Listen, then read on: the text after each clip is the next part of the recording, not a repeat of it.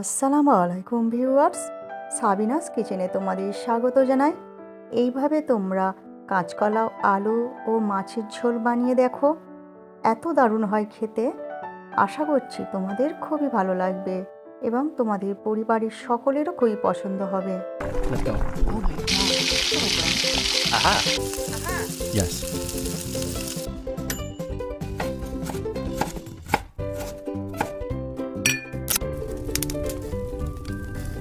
Wow. Thank you. আমি 4টে কাঁচকলা এইভাবে পিস করে নিয়েছি। গরম পানি দিয়ে আমি 5 মিনিট ভিজিয়ে রাখবো। হাত দিয়ে ভালো করে কষলে কষলে আমি ধুয়ে নেব।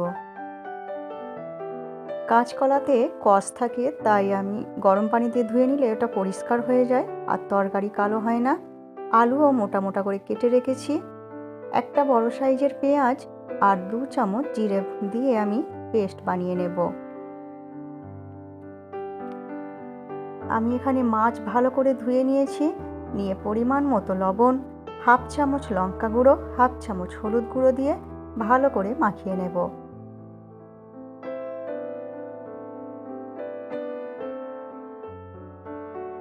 ভালো করে মাখিয়ে নিয়ে কড়াইতে সর্ষের তেল দিয়ে দিচ্ছি বেশি করে, দিয়ে ধোঁয়া ওটা গরম করে নেব। নিয়ে এক এক করে মাছগুলো আমি ভেজে নেব।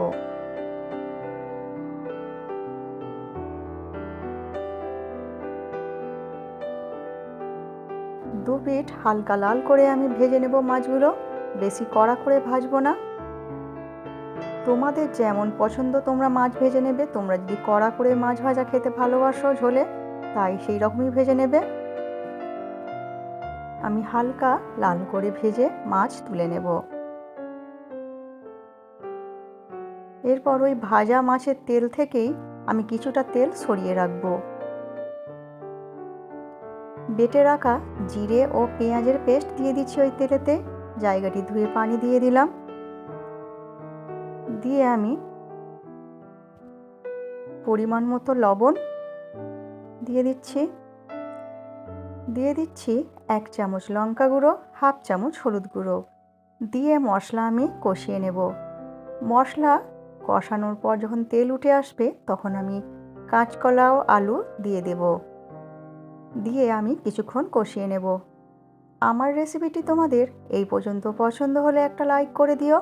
পরবর্তী রেসিপি কী পেতে চাও সেটাও কমেন্ট করে জানিও। কষানো হয়ে গেলে পানি দিয়ে দেব আমি, দিয়ে ঢেকে দেব।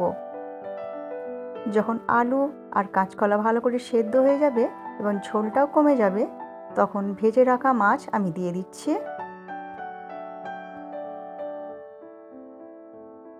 দিয়ে যে ভাজা মাছের তেলটা আমি তুলে রেখেছিলাম, ওই তেলটা আমি ছড়িয়ে দিচ্ছি।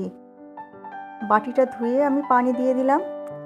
নামানোর আগে এই ভাজা মাছের তেল দিয়ে যদি ফুটিয়ে মাছ দিয়ে নামানো যায়, তরকারির স্বাদ দ্বিগুণ বেড়ে যায়। তোমরা একবার এইভাবে কাঁচকলা মাছের ঝোল করে দেখো, খুবই ভালো লাগবে। এরপর তোমরা গরম গরম ভাতের সাথে পরিবেশন করো। আমার রেসিপিটি যদি তোমাদের পছন্দ হয়, সাবস্ক্রাইব করে পাশে থেকো এবং আমার রেসিপিটি শেষ পর্যন্ত দেখার জন্য তোমাদের অনেক অনেক ধন্যবাদ রইল।